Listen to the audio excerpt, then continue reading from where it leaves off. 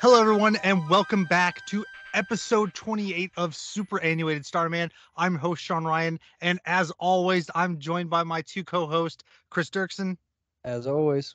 and Cory Braucks. Ba ba ba ba ba. Cory, what game are we talking about today? Starfox 64. That's right, folks. It's Starfox yet again. Cory, you joined us on episode 4, Starfox, for the Super Nintendo over a year ago. Yes, And since then, you've been sitting in the third chair with Chris and I talking about video games ever since. And I'm really looking forward to talking to you both about this game. And this is our first N64 game, the first of many, by the way, folks. And there are several games that I want to talk about. And fortunately, a lot of them are going to be coming this year, namely Ocarina of Time. Oh, ho, ho. But first, we're going to talk about Star Fox 64. Who picked this one? Cory did. Cory, would you say What? this is a lot better than Jurassic Park? Yeah, anything is better than Jurassic Park.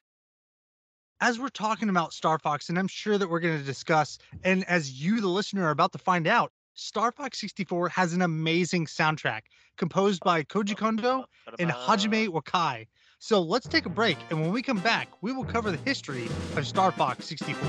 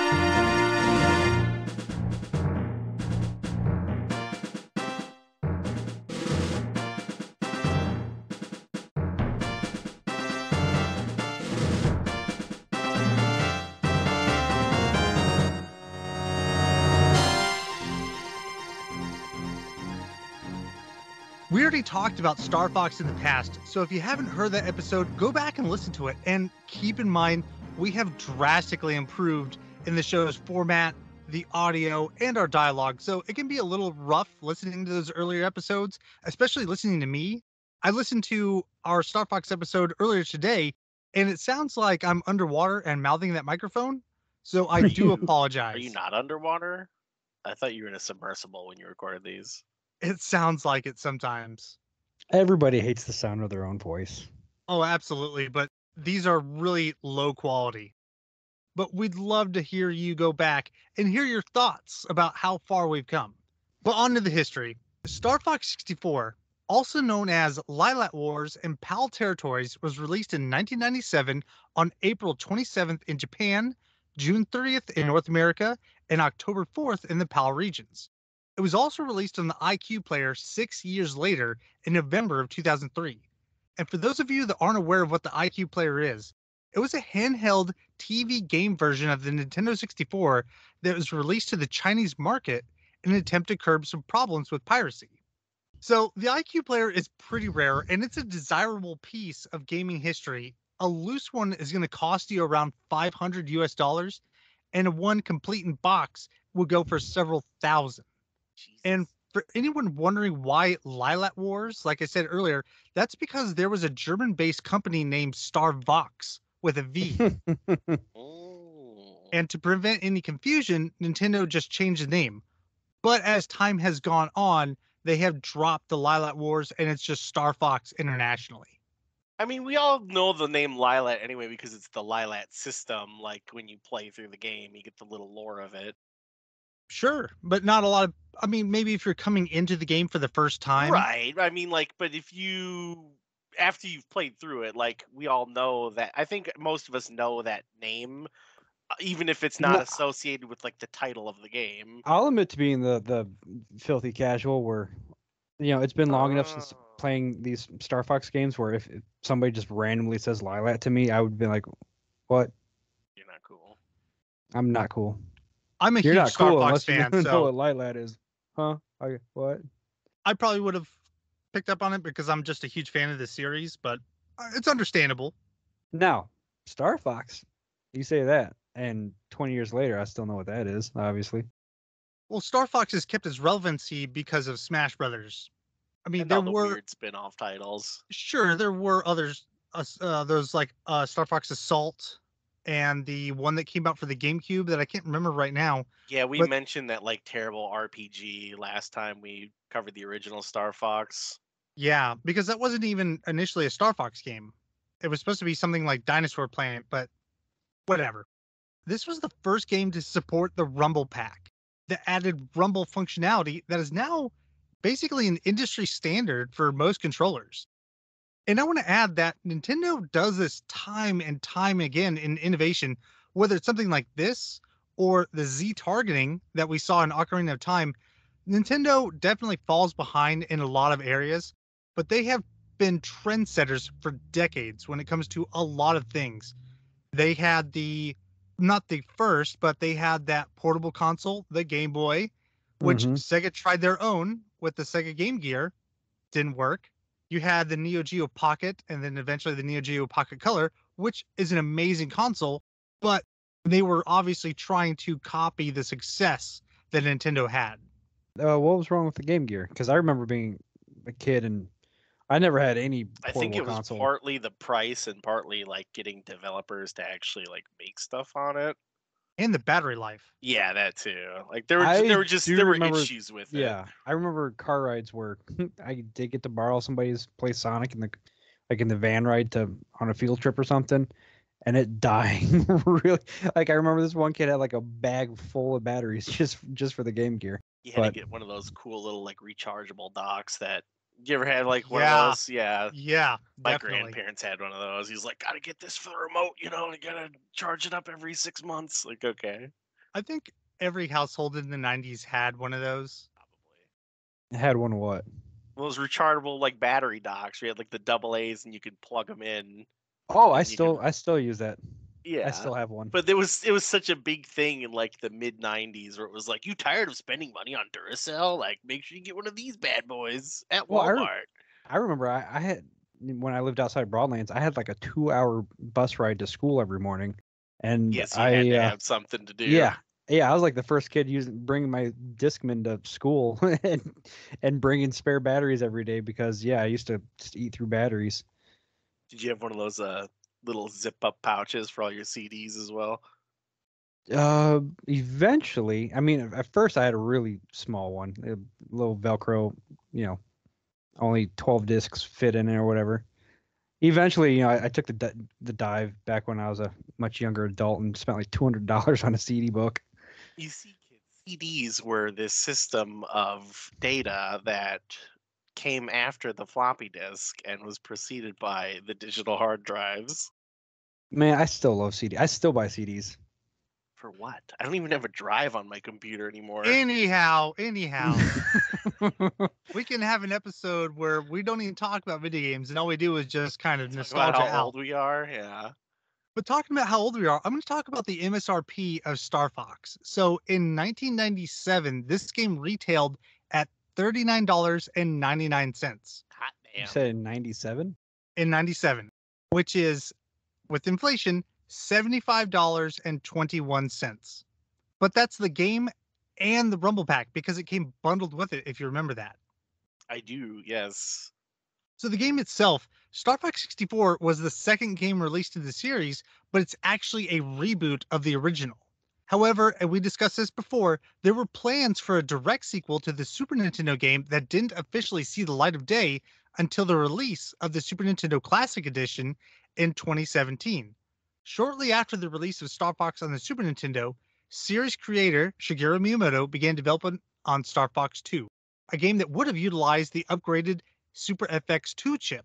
Nearly complete by 1995, development was halted and the game was ultimately canceled after the release of the Sega Saturn and Sony PlayStation that had much more robust and powerful 3D capabilities.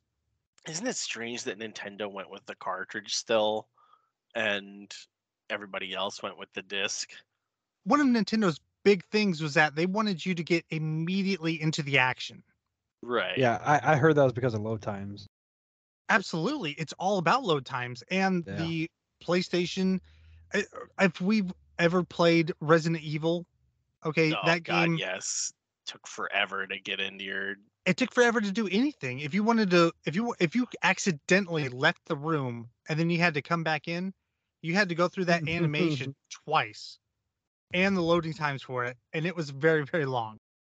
With the game officially canceled, that Star Fox 2, they began work on Star Fox 64, drawing back to the concepts from the original game and the canceled sequel, stating in an interview that 30% of the 64's gameplay came from the original game, 60% from Star Fox 2, and the remaining 10% was all original work.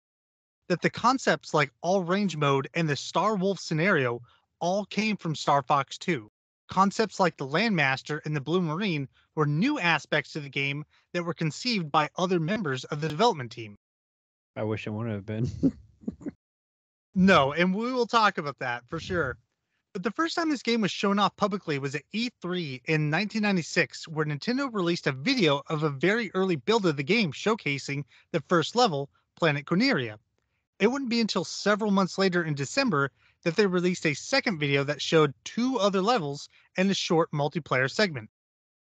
And we talked about this on the Donkey Kong episode, much like Donkey Kong, that received a Donkey Kong Country exposed VHS tape that was mailed out to subscribers of Nintendo Power. A promotional video was mailed out that featured 2 henchmen wearing sweatshirts with the Sega and Sony logos that kidnap a skydiver that lands outside of the Nintendo headquarters. During an interrogation in an attempt to extract information from the skydiver, they torture a stuffy of Mario. And I have to say that I'm going to talk about more during my childhood memories because I vividly remember this and I still own the tape. After the release of the Star Fox 64 game, it was critically acclaimed and went on to be one of the best-selling games of 1997, second only to Mario Kart 64, selling over 4 million copies over the course of its lifetime, making it the best-selling game in the franchise and the 9th best-selling game on the system. Damn. The game was lauded to be one of the greatest games of all time, ranking as the 45th greatest in the 2009 Gamers Edition of the Guinness Book of World Records. And though some gaming journalists did criticize the game for not being much different than its predecessor, the vast majority of critics raved about the retelling of the Super Nintendo Classic with improved combat, improved sound, and so much more that we'll talk about. But before I wrap up the segment, I have to mention that there was also a 3DS remake of the game. It released in 2011 in Japan, North America, and Australia. Star Fox 64 3D is a remake of the 1997 game with new recorded dialogue, high-resolution graphics, and a much improved frame rate over its N64 counterpart. I'm not going to go too much into this version of the game because we're going to go back and discuss the game itself in depth.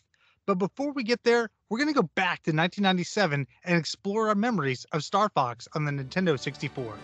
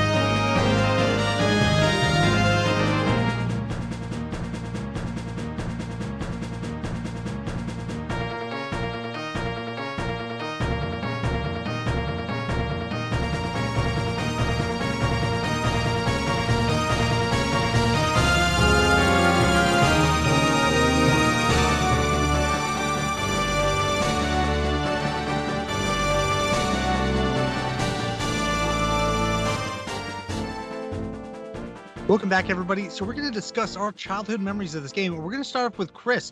Chris, you're saying you don't have many memories of this game, but did you ever see any commercials or anything of it? I do remember the interrogation promo, if that's what you want to call it. Yeah. I remember that. And unfortunately for me, I really didn't have a whole lot of experience with a 64 in general. My little brother had one for a little while, but I'm pretty sure even they got that kind of behind the times. Yeah, I never had a 64 myself until I was at least 18 or 19. So yeah, I kind of missed out on the 64 in general, and missed out on this game. I missed out on, well, pretty much almost all 64 games. Which is But such a shame because there's I so know, many good I games. know. I that 64 is one of my favorite systems to go back and play old games on, because it's just such a great system. There's so many good games. Yeah. 64 was such a great system, great console, great era, and I completely missed the boat on it in every way. So yeah, it sucks to be me.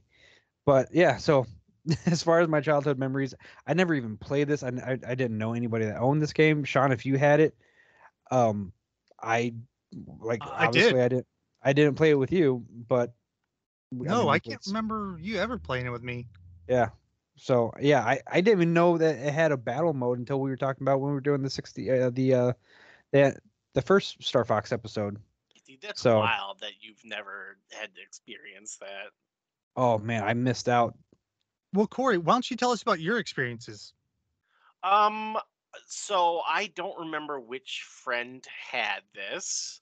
It might have been Jamie. It might have been one of my other friends. I didn't have a 64 personally, but as we've discussed in previous episodes, like you pretty much just had like the whole neighborhood library where one guy had one system and somebody else had something.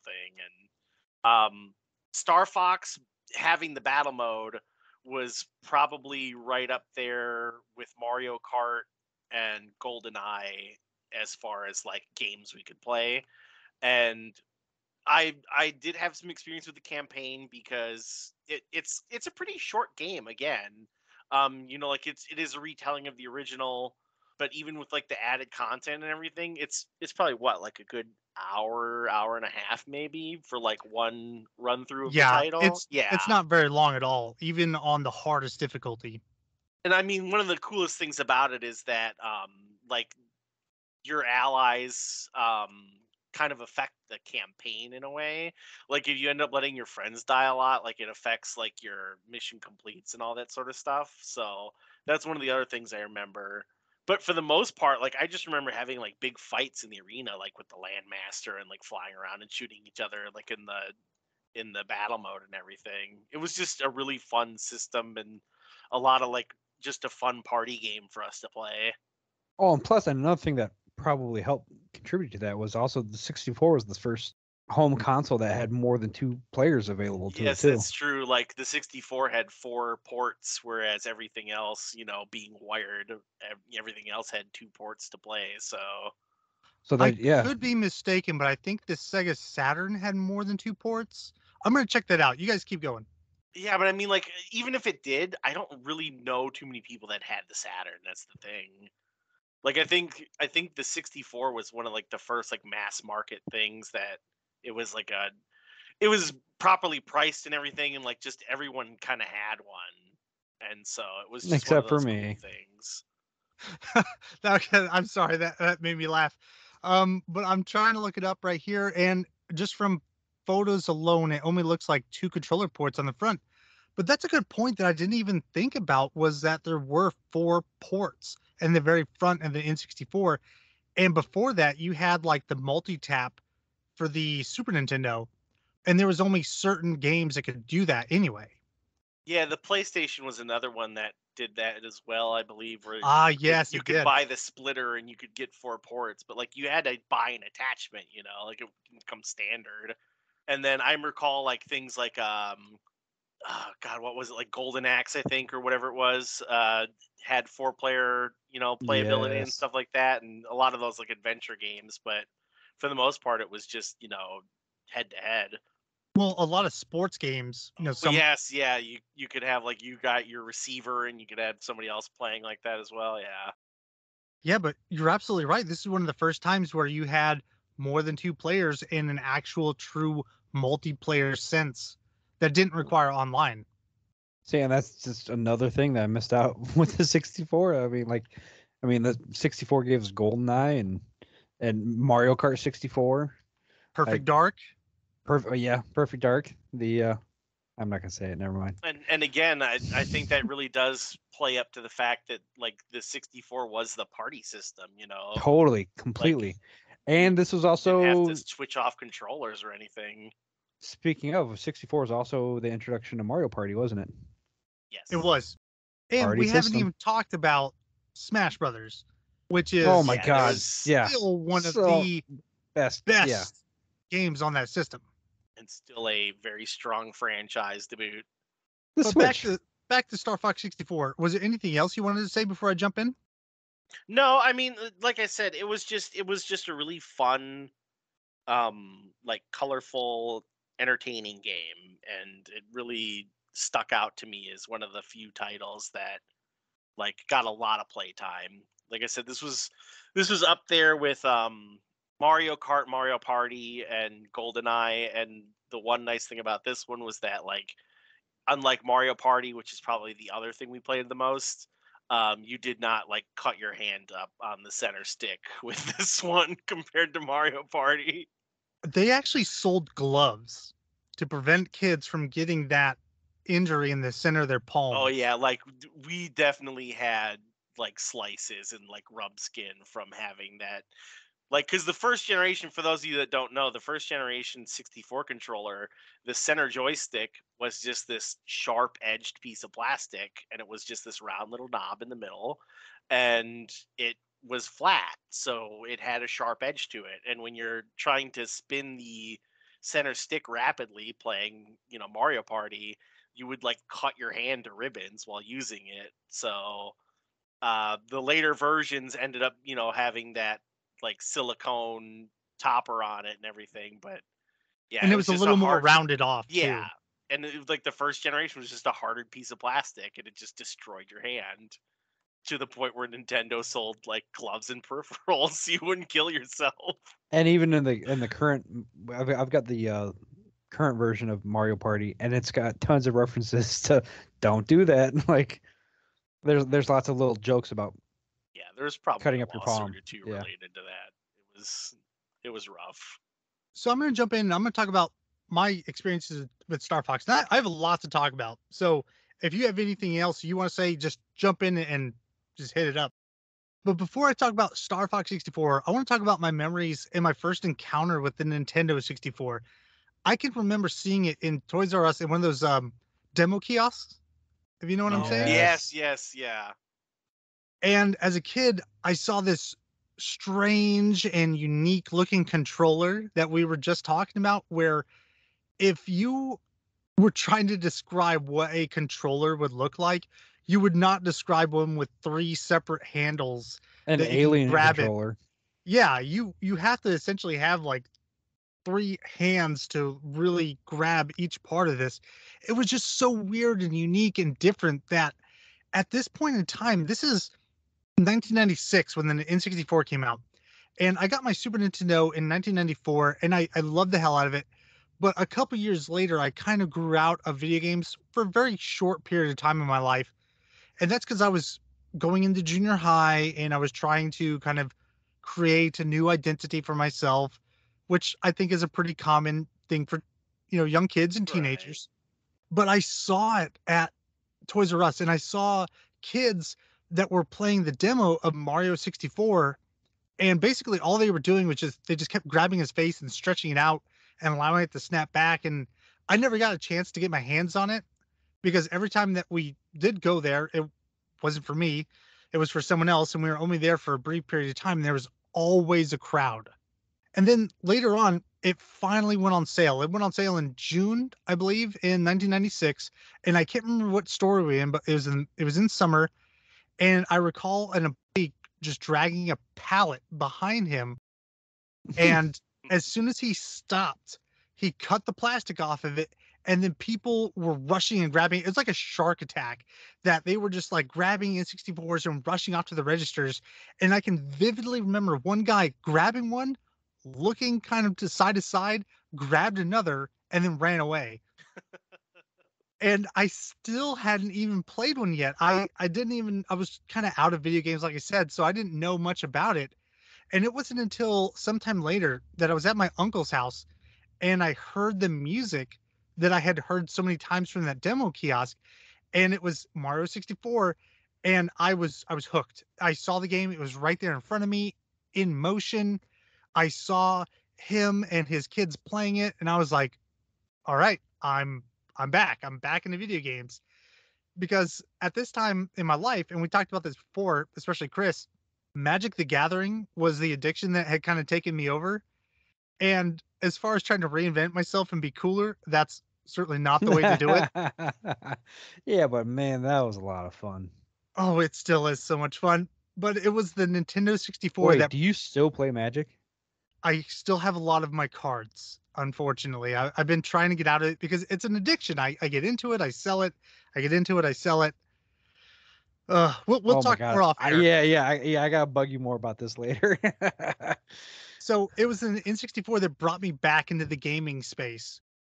And I mentioned before that I was a Nintendo Power subscriber. And even though I wasn't really into gaming so much at this time, I did get that VHS that came in because we kind of stacked up subscriptions. Because if you subscribed, you could often get a free strategy guide out of it. And of course, like, Nintendo's not going to say no to more money. They'll be like, sure, you can renew your subscription to Nintendo Power. You just got to add on 12 more months. And somehow I was able to convince my parents to do this. And we ended up getting that VHS in the mail out of nowhere.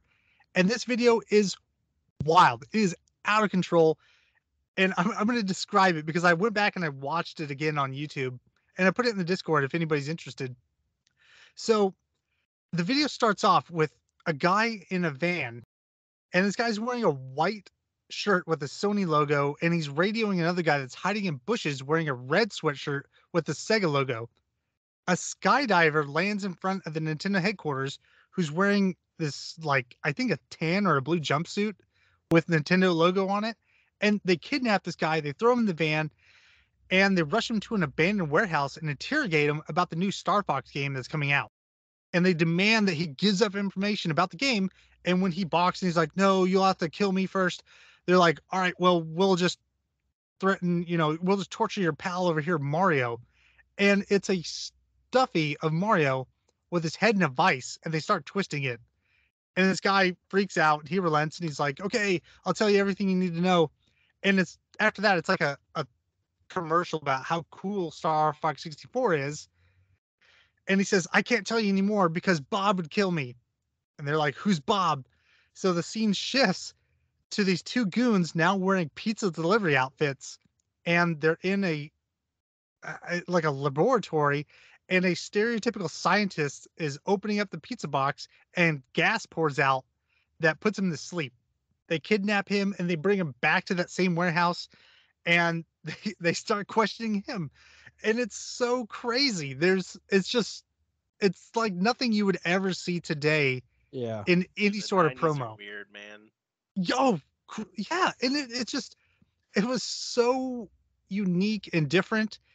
And the only people that were going to get that were already subscribers to Nintendo Power. So Can I also just say how weird of an idea? Because I mean, we mail stuff back and forth now, and shipping is not cheap.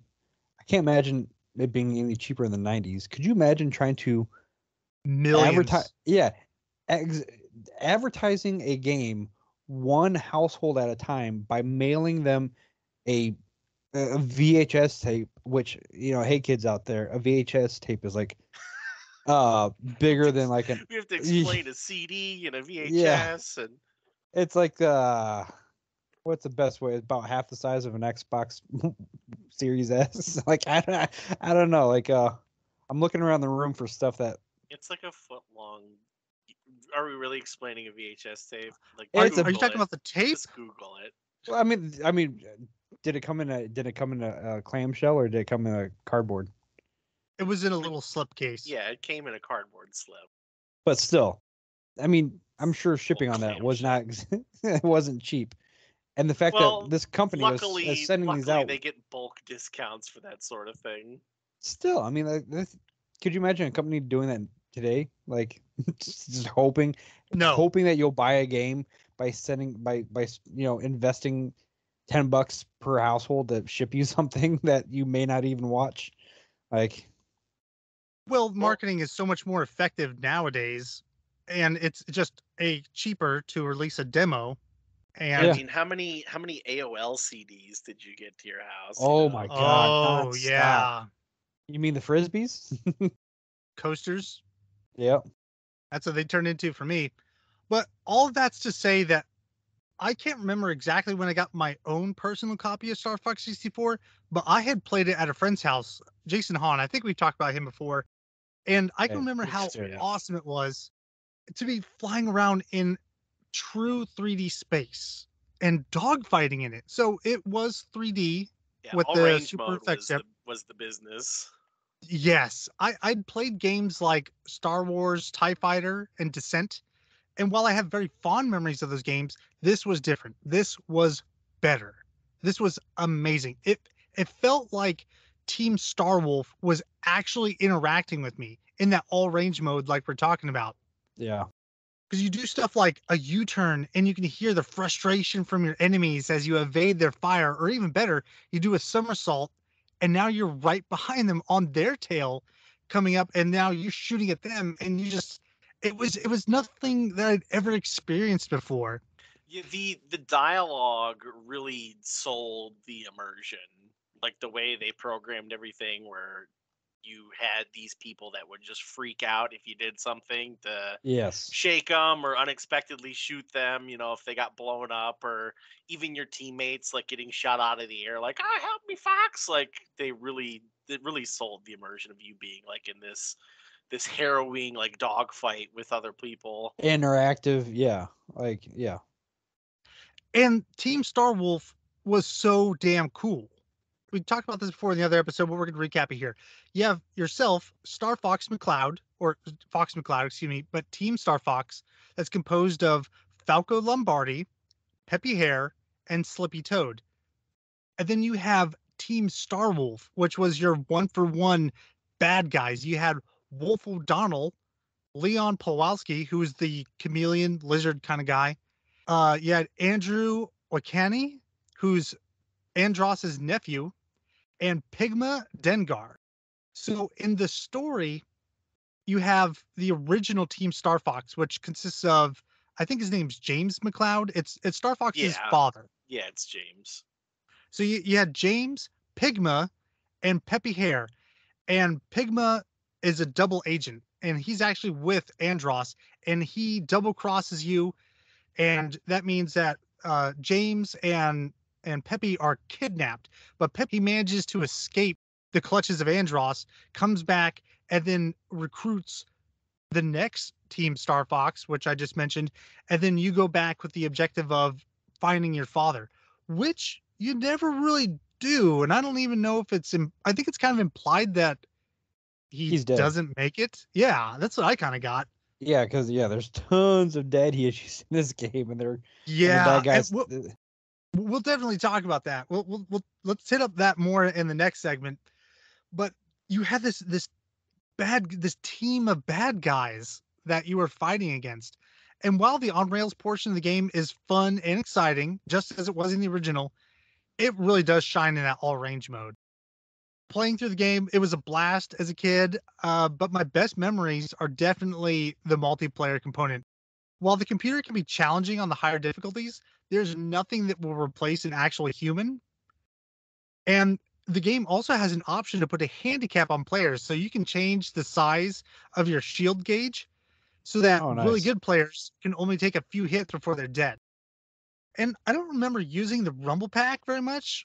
And the memories I do have of it, I thought it was kind of annoying, which is crazy because when you think of force feedback as it exists today, it's just the standard. That's just how it is. I turn it off in most of my games. Really? Okay. Yeah. Well, that's interesting. I got really into Call of Duty for a little while, And I got sucked into advice, and people were like, "Oh, you should turn off vibrations because it could just throw off your aim, and it also drains your battery." I turn it off now mostly for the battery drain, but yeah, I don't use a whole lot of rumble. And I remember because eventually I did get a 64, and I had the rumble pack for it. That thing rumbled like crazy, like enough Yeah. where your could controller was literally rattling. shake your teeth out. Yeah.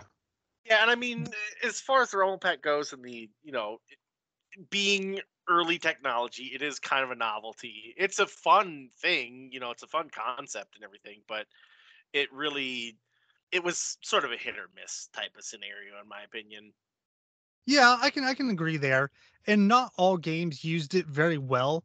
Even Ocarina of Time, which is one of my favorite games of all time, it only used it very limited, and it was the Stone of Agony. And that, you know what, I'm not going to get into it. I could go on and on about Ocarina, but does I mean, anybody? it worked. It Which we worked better for will Star Fox soon. because it was designed for Star Fox. That's the thing. So, Yeah, absolutely. It was you the know, pack-in with it. yeah. If people kind of just shoved it into the game without really considering it, like it just didn't play out as well. That's a really good point. So, guys, do you have anything else before we move on to our replays? No, but I just to reiterate, I am jealous that I did not play this as a kid. So let's move on.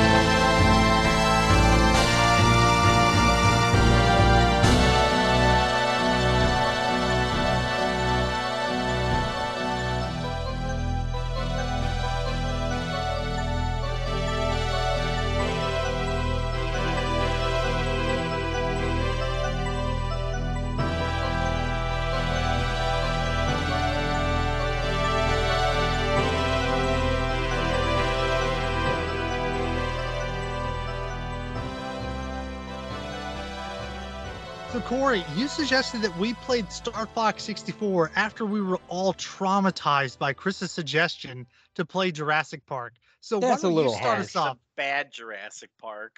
A little harsh. None of us had good things to say about that game. I was still It made glad for an that I entertaining did it. episode. I mean, aren't you glad you at least checked it out? No. I Oh, played I mean, I knew you were going to say that, but I played the Sean, Nintendo version. I like that much better. oh, yeah, I but was further confused by the fact that, like, looking up that game afterwards, that people had like positive things to say about it. see, I can see where the positive stuff's coming from, and as No. What? as a Oh weird yeah, life experience. there was like an article. It was one of those BS websites that.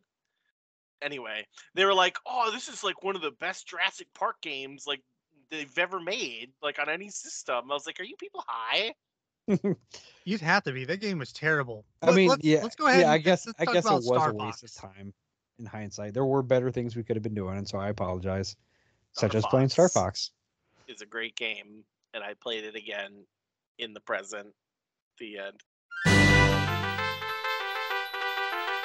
No, I had a lot of fun with this. I ran through I don't remember what lane I took or whatever, but yeah, I had a lot of fun. It was this nice like hour and a half long kind of detraction from our normal business, and like everything's very colorful, and we've talked about like the 3D elements and everything, and I think it still really holds up well. Like it's this fun little experience, and like I really like all range mode, and I like the whole like landmaster business, And one of the other things I touched on when we were talking about it earlier was the fact that the great thing about this title is that the decisions that you make and like the I guess like the competence that you put into it affects the campaign.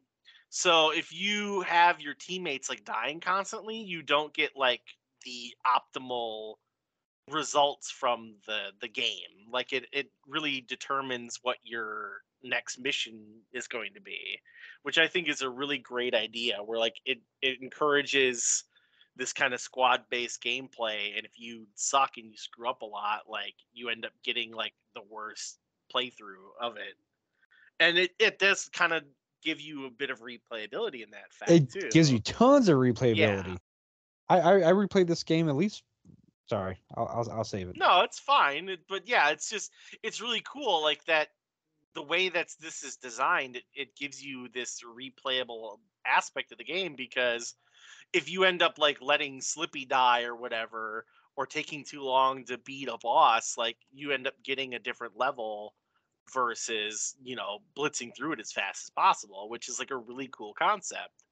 Yeah, So and also just to chime in on that, I love the fact that because I was expecting this to be kind of like Super Nintendo Starfox, which I had a lot of experience with, where you just so it's like picking a menu, you choose your lane. Whereas this one, at first I was like, how come I can't choose my lane? It took me a minute to realize I'm like, oh, my lane is being chosen by the decision or by what I'm doing in the actual previous level, which I thought it was super cool. Which like you said, adds to the replayability and gives you things to keep an eye open for and and makes you want to play the game differently when you do replay. Like you're not just going to be trying to bang it out the exact same way, which I think is really a really smart, ingenious way of keeping the game right, fresh yeah, it's without a really clever system. without making it feel like you're choosing a path. You know, it's not like replaying some games where oh I'm re-rolling a different character or something or going a different build.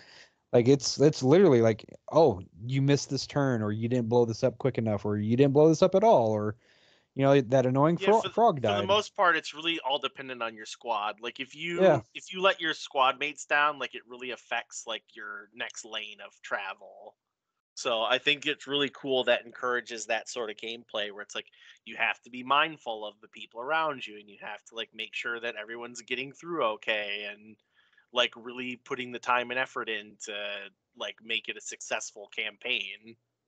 So I want to jump into here real quick, Corey, and ask you both a question. Did either of you get to that top path and meet Kat Monroe? nope. No, I did not. So Kat Monroe is another R-wing pilot, and it's a female pilot.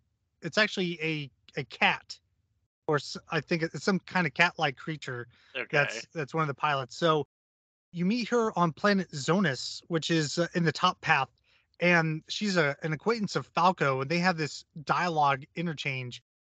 You can find it on YouTube if you never played through it that way, but I think it's crazy that you can go through this game and not even experience all of the characters in the game. Yeah, Yeah, it's really just a clever and interesting way that they've laid everything out. And like we were saying, the game itself takes maybe an hour and a half to get through. But just the decisions you make and the way you play like gives you more and more like little interesting campaign tidbits, and it just adds to a lot of replayability and fun in my opinion.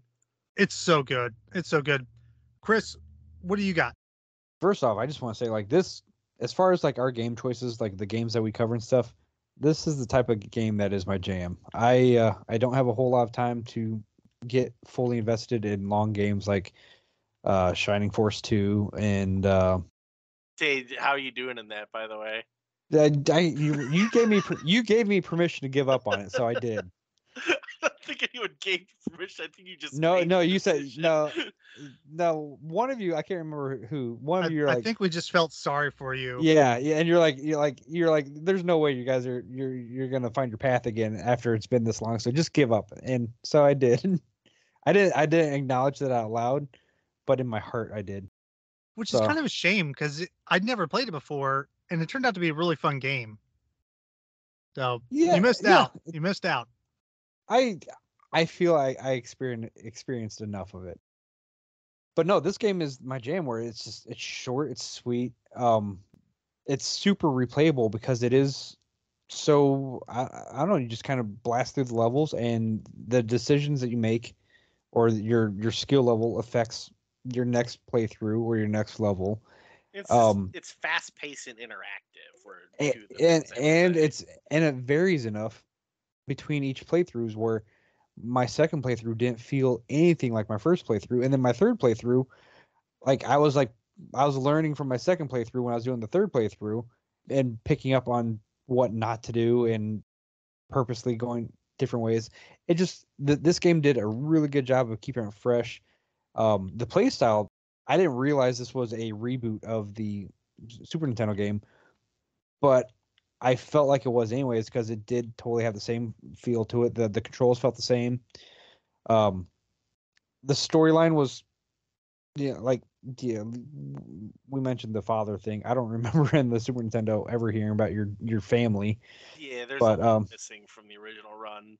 And I yeah. think again we went back to that where it's like there was a big memory issue with that as well. So Well, exactly. I mean, one thing that we did mention, if cool viewers want to go back and listen, or listeners want to go back and listen to the previous Star Fox episode, they're talking about how this Star Fox was more kind of like the game itself was like a system demo, saying, hey, look what we can do.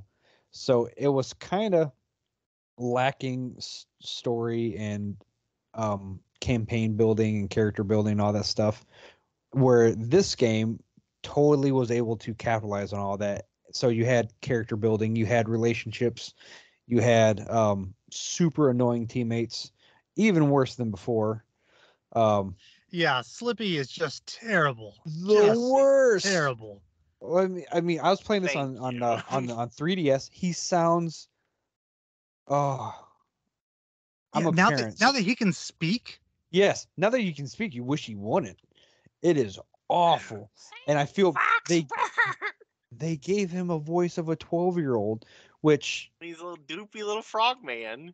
I mean, anybody who's played Xbox or PlayStation, like Call of Duty Online, everybody has had the experience of when you get partied up with a 12-year-old. It is that the entire time. Like, it is like it. That is the one thing I wish they would have changed. But besides that, yeah, being on the newer system, it really seemed to give them the chance to fill in all the gaps that were missing from the Super Nintendo version of Star Fox. And they like this is a near perfect game. If it weren't for the voices, I would say this was a No, perfect the game. voices are fine. Like you're I'm not supposed being to like overly Slippy. Like he's just a yeah, doofus that you constantly have to bail out. and really yeah, I'm being overly critical. It didn't hamper my enjoyability of the game in any way. Like I still completely enjoyed playing it, and I just learned to. Man, I feel bad saying this. At first, I just let him die, and whenever he died, I was like, "Oh, good, I get a break for 2 levels." But, no, wait, you let him die?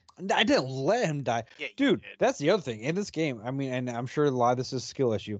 Trying to save these people, like I said, I was playing this on the 2DS, tiny screen, and a lot of the times, like when they were getting in like all range mode, or no, not in all range mode. What's the planet mode where you definitely do have a fixed You're Just on rails? Yeah. yeah, where you are on rail. A lot of the times, like my teammates would be complaining about getting beat up, and I couldn't hit them because they're flying above me, and I literally like could not look up far enough to target to get to come to their rescue. So that was a little bit frustrating, but it didn't ruin didn't ruin the experience that much. So, and if we're also going to talk about playing this, I hated every time I got turned into a tank. I hated it. You didn't like the Landmaster? I hated it. I was just thinking, I'm like, no, don't take me out of my awesome. Because half the time, like, why be in a landmaster? You're in a spaceship that in every other level you're flying right above ground Yes. level. So Yeah. why in this level do you really need to be on a tank? You're not doing anything extra that your badass, space plane. R-wing. Yeah, You're in a cool tank. That's why. Yeah, you're so not in a cool tank. You're in an awful tank. You're in a you cool experience tank. this on Planet Macbeth.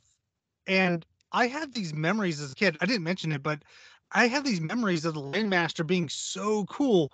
And for the life of me, I can't think of why I thought that. And I don't know why the developers thought that it would be cool to take away my mobility and speed of the R-Wing and put me in this cumbersome, Clunky. slow, Man, I can't believe I got a bunch clunky. of tank haters around here. And the stupidest thing ever, part of the level designs where like before where you're just like zipping in and out of cracks and trains and tight spaces and stuff. Part of these level on the tank, like, oh, you have to you have to hover over these. I'm like, wait, I have to hover over this part, so why aren't I just in a vehicle that Why can't I just fly over it? Yeah, exactly. Worse than that, Slippy will chime in and ask you, like, hey, Fox, how do you feel about the Landmaster? Well, Slippy, it sucks. It sucks Yeah. a lot. I wish you were driving it. And that's the thing. Everybody else is still flying around. You're the only one in the Landmaster. Or I mean, I could be wrong, but I mean, I swear your buddies are still flying around up in the air while you're glued to the ground. But okay, but besides that, I'm done with my bitching. I freaking love this game. Thank you for the great suggestion pick, or Cory. This was a great reset after Jurassic Park. So, in preparation for the show, like you, Chris, I played through this game 3 times. I first played it through the Switch's NSO N64 emulator, then again on the 3DS, and then last night I decided to knock it out one more time just so that I came in fresh with these thoughts. And I have to say, wow, that first stage is so short. The game is short. Like you said, it's only like an hour and a half, but wow, that first stage is so short. But what a great reimagining of what we saw of Planet Cornelia on the Super Nintendo. To see it in a true 3D space was just, man, it was just so good. The asteroid fields still suck. But they're Whether it's in I thought they were way better though. I mean, and like I said, I was playing on the 2DS, so frame rate wasn't an issue. If you guys were playing on 64, how was the frame rate on? well through the NSO, it was smooth. Obviously, Yeah, I don't. I played on the Switch. Yeah, I don't have any like definitive like, oh, it's locked at this frame rate, but I had no drops. I never felt like it was chugging along like it does on a true N64, which some of those areas it's so polygon heavy that it feels like your N64 is going to catch on fire just because it's trying to do so much. And this was before the little insert that had extra RAM. Oh, So man, I remember that. I had one of those. Yeah, well, some games required it, like Perfect Donkey Kong Dark. 64. Perfect Dark for the single player. The multiplayer campaign you can play without it. Back to Starfox. So the asteroid fields terrible. You get to experience Rob 64, who is obviously a kind of re-envisioned Rob the robot from the NES, if you guys remember that. Yep. And the first time I can remember talking to him, it's on I think the third stage. It's, well, depending on what route you're on, planet of, I'm gonna butcher this, Ficina, but Planet Fettuccine.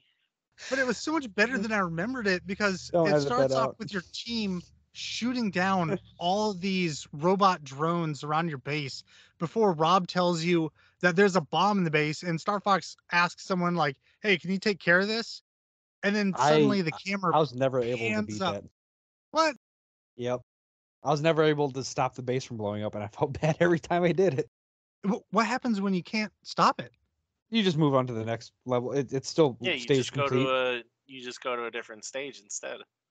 Oh, I'll have to try. I'll have to let it blow up because I've never had it not blow up. My issue with that was one of my issues where I could not.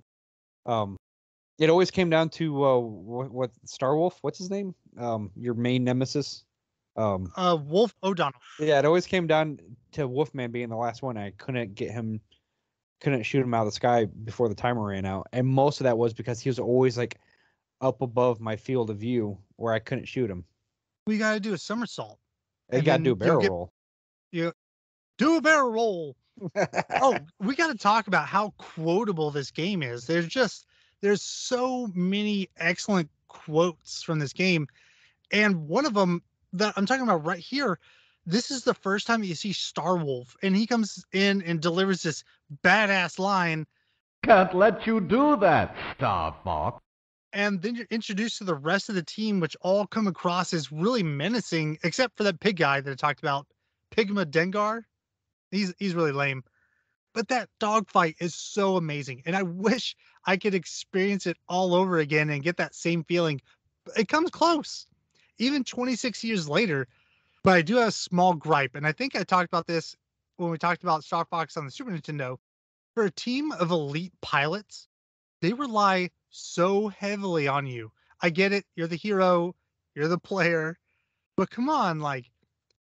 Stop making me have to bail you out all the time. All the time, especially Slippy. God, I hate Slippy. We already talked about the Landmaster and how horrible that was, but there's another planet which I thought was pretty cool. It's called Solar, and it's a lava planet. I don't know if you guys experienced that. I don't think I did. I think I did one of the runs. And So I when also didn't. Go ahead. Oh, go ahead. Oh no, I was gonna mention the submarine one too, and that I didn't get. But go ahead. The Blue Marine. Sure. Yeah, I'm sure we'll get to that. Well, I didn't experience it on my first playthrough, and that's all I really wrote about. So you can touch on that in a second, but that lava planet, the entire level, your shields are constantly draining, and there's enemies coming at you. But by shooting them down, you can get those silver rings, which we haven't talked about. But certain enemies you can shoot down, a silver ring will pop up, and if you fly through it, it'll restore some of your health or your shield. And so you have to do crowd control while also managing your shield, which turned out to be really, really fun. Chris, did you want to talk about the Blue Marine real quick? Oh, no. I was just saying how I didn't actually get to play in the Blue Marine. Like, did you guys make it to that stage where you're in the submarine? I don't recall. Not through any of these playthroughs. I did in the past, and I hated it. It's just so slow and horrible. But lastly, we have Venom. And I absolutely love this level. I really love the Star Wars-esque kind of trench run in the first half of the level. Yes, yeah. And it has branching paths that are always welcome, but I always went whichever side did not have Falco, because I didn't want to hear him run his mouth. Yeah. Falco's always, like, even when you have to bail him out, he's always like, totally, thanks, I guess. Like, shut up. Yeah, he says stuff like, saved again by Fox, how swell. It's like, come on, dude. And if you save him, he complains. If you accidentally shoot him after he flies into your path, hey, I'm on your team. Do I look like an enemy to you? Yeah. Yeah. I will never go on whatever side he's on. I don't even know what that part of the game looks like, and I'll never know. So, middle of the level, you get this temple out of nowhere with these ape statues, these flailing arms, and then you enter the temple, which is just this long straight corridor, and the boss is just running away from you. He's really unique because he doesn't actually directly engage with you at all. In fact, he's trying to run away from you. Well, and I think that's great because the lead up to that, you're out in the asteroid field, and they're like, like, hey, what's the secret weapon that I'm looking for? And they're like, I don't know. And meanwhile, you see these giant arms and stuff flying by you that you're dodging. It's the arms for the robot that are being I'm guessing being assembled that you were about to fight. Oh, really? I didn't put that together. Yeah, like that's a neat little touch. Like on the Super Nintendo Starfox, like it's just for some reason while you're flying through space, there's just these giant columns, I-beams that are just floating through space that you have to dodge. Whereas this one, there's some of that, but a lot of them are like it's actually just giant robot arms that kind of look like pillars.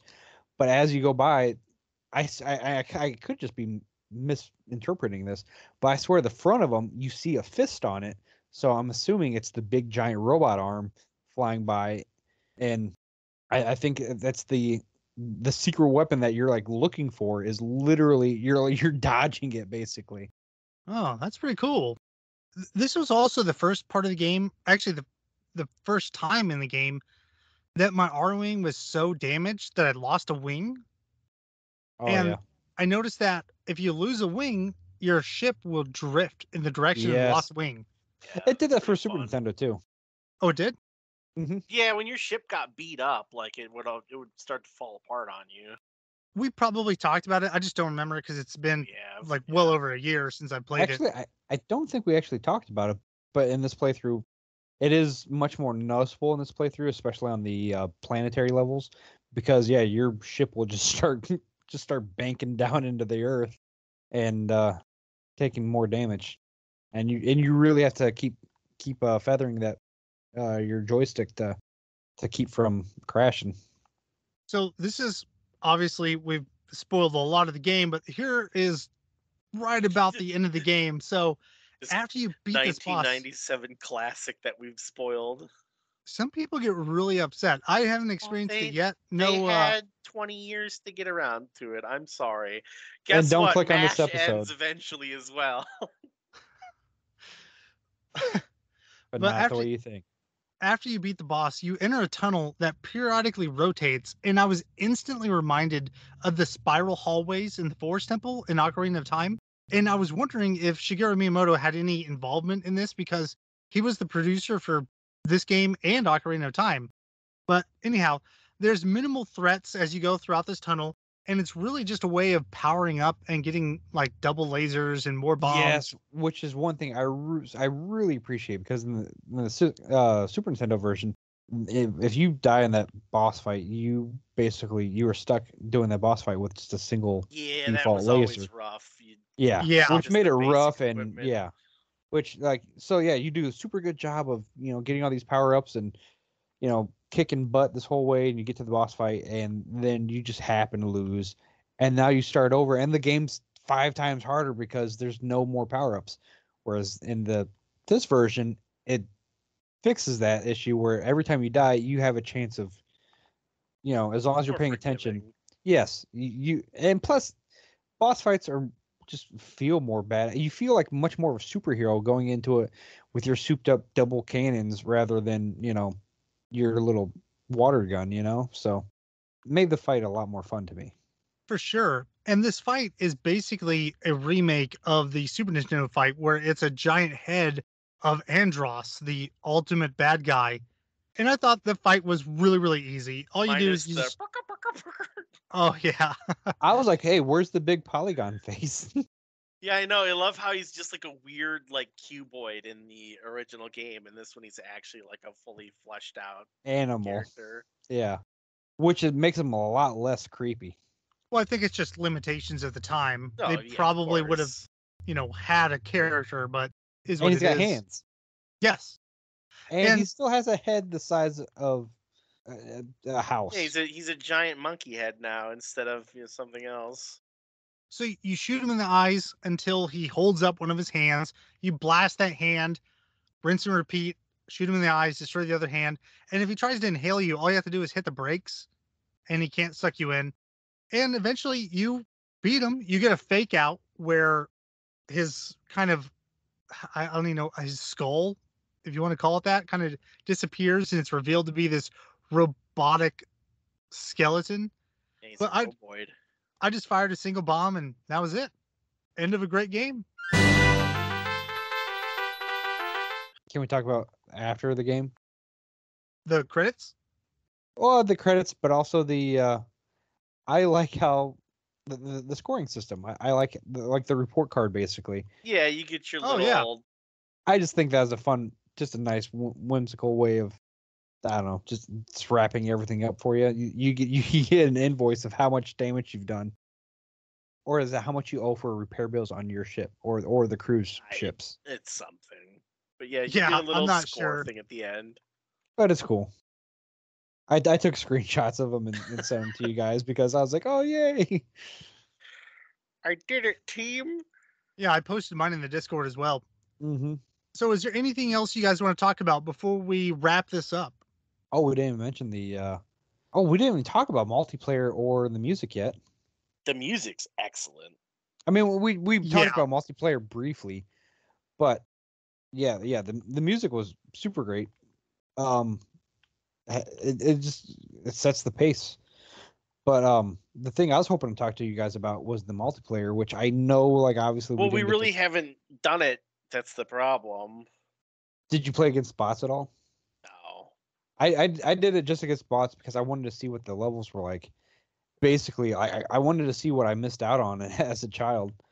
Because Missed when out this on a game, lot, dude. yes, yeah, and I mean, this game was obviously, coming out when multiplayer games were becoming the thing, and it kind of like had that same nostalgic factors like playing like multiplayer Quake or GoldenEye, or kind of had that, just those fun simple levels where they really let your imagination fill in all the gaps.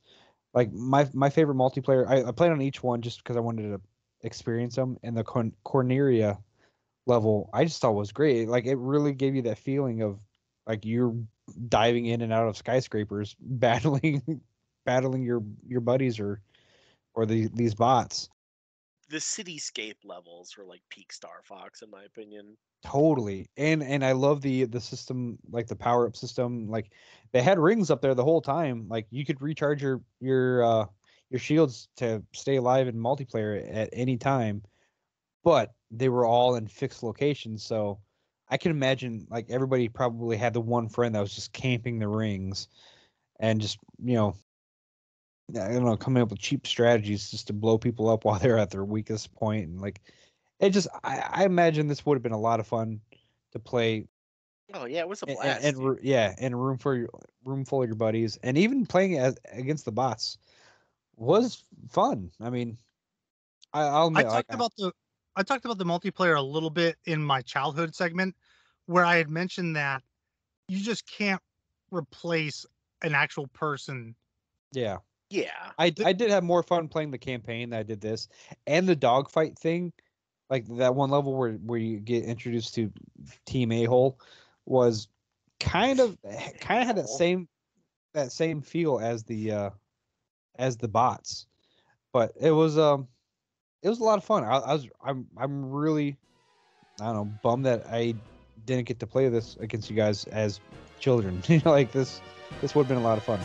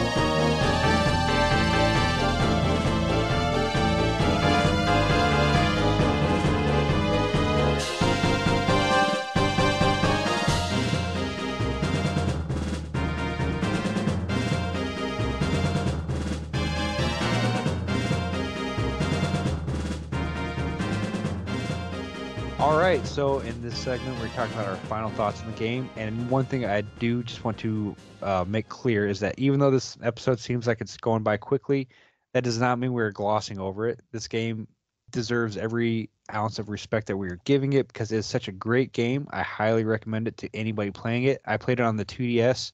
So if you have the 2DS or 3DS, I highly recommend it. It's so smooth and just fun. It's quick. It doesn't take any time commitment. It's easy to get into but hard to master.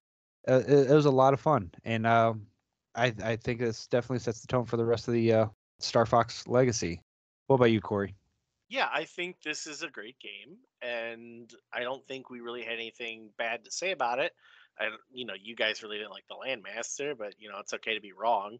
Um, but Wait. You actually I liked it? I Liked really it? like the Landmaster, but this game is, I think, what Starfox on the Super Nintendo was meant to be. Like, they remade it, they remastered it, they put in all the content that they like originally didn't have space for, and it's it's a good hour and a half playthrough for one playthrough, and it's a lot of fun. And I think with the addition of like all range mode and like all the character banter, like they really made something that honestly, like, they should be proud of. Like, there's no fault I can find in this series, and it's a really good game. Totally. I'll start off by saying that I like the original on Super Nintendo. I love the N64 version, but the 3DS version is by far the best way to experience this game today. The only thing that could have made it better was if they had included some type of online functionality. Oh, I Oh, wish. so like you guys have mentioned, this game has so much replay value. There's multiple paths through the game that you can experience essentially an entire brand new game, depending on how well you do. And after reading through the manual, there's a section called information. And in it, it literally says that this game is full of hidden surprises, and most areas have their own secret mission. And if you clear an area, a group of stars will shine around the cleared area. And that made me want to go back. And if secret hunting isn't enough, there are medals that you can receive by shooting down a specific minimum number of enemies and Oh, by neat. keeping your entire team alive at the end of the mission. So if you're a completionist, there is a ton for you to do. This game has so much to offer and so much to give. I highly recommend everybody go out there and experience it. Not only that, but just the fact that it did have the like LAN multiplayer just made this such an amazing title, especially in our childhoods. So now that we've played this game, and that now that I know it's a remaster of the Super Nintendo version, and we all like the Super Nintendo version, would you ever go back and replay the Super Nintendo version again, or would you just skip straight to this if you ever had the itch to go back I and play an mean, old? if I don't know if it's one of those things where it's like it's one of those things where you have to actively seek it out. Like I don't have that sitting like on my desk ready to go or anything, but I don't mind it. I really like the original, especially because like the artwork, like they used all the the matte paintings and stuff in the original game, and like the audio was still really good. Like I have nothing against the original title. It's just that after comparing it to this one, it feels like the unfinished version. Yeah. I'm definitely going to keep this game loaded and ready to go on my 2DS forever. Like I will, I've got a nice big memory card for it, so unless I somehow I run out of room, which I don't expect happening, I'm always going to keep this game ready to go. Cuz and it's such a great game in a little pinch. Like if you only have like 15-minute, 20-minute time to just sit down to you want to like fly around, blow some ships up, yeah. Yeah, this was so perfect for a mobile game, like playing it on a handheld. To answer your question, I'm personally probably not going to go back. But if you are experiencing this franchise for the first time, I absolutely think that you should go out there and play Star Fox for the Super Nintendo to see where it Agreed. started. Yes. Yeah. Because the original is still where it started, and it's still how it started, and you can really see the growth. Like, and see, that's one amazing thing about this game, is that between the Super Nintendo and the 64, which is just one generation away from each other, how much growth they put into the game. It's really cool to see. Absolutely. And I think that's going to wrap everything up. Guys, thank you so much. Cory, thank you for suggesting this game. It was great to play through. Our next game is going to be Super Turrican for the Super Nintendo. This game is available on the Switch in the Turrican Flashback compilation. This collection contains the original 2 Turricans that came out for the Amiga, Mega Turrican, and Super Turrican. The reason I'm bringing this up is because it's currently on sale on the eShop for $12 where it's normally $30. This sale ends roughly a week after the recording of this episode, so May 14th, 2023, the sale will be over. Get on it. Want to play with us? Yeah, hopefully you've listened to this episode shortly after I posted it, and you'll have some time to get onto this fantastic sale because this game alone is absolutely worth $12. And then Mega Turrican, which is the Sega Genesis version of the game, is also an outstanding way to play. You, the listener out there, thank you so much. Thank you for listening. Until next time, we've been Superannuated Starman.